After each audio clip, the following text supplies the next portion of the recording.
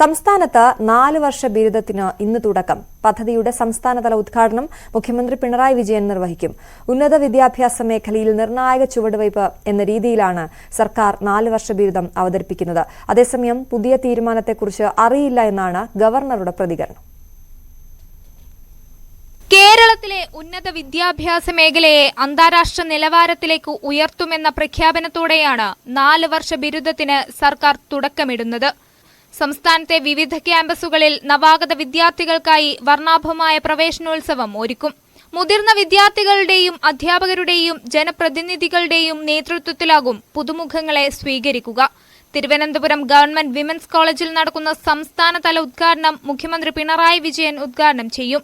ഉദ്ഘാടന പരിപാടി എല്ലാ കോളേജുകളിലും തത്സമയം പ്രദർശിപ്പിക്കും. തുടർന്ന് ക്യാമ്പസ് തല ഉദ്ഘാടന ചടങ്ങുകൾക്ക് തുടക്കമാവും.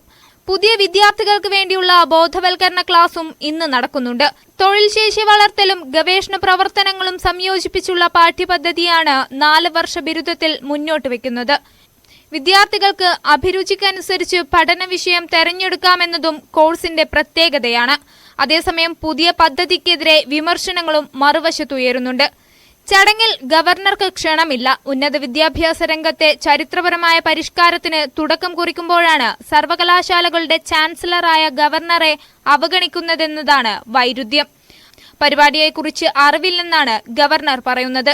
ഇതിനു പുറമെ വേണ്ടത്ര തയ്യാറെടുപ്പുകളില്ലാതെ തുടങ്ങുന്ന പദ്ധതി തിരിച്ചടിയാകുമെന്ന ആരോപണവുമുണ്ട്. ന്യൂസ് 18 തിരുവനന്തപുരം.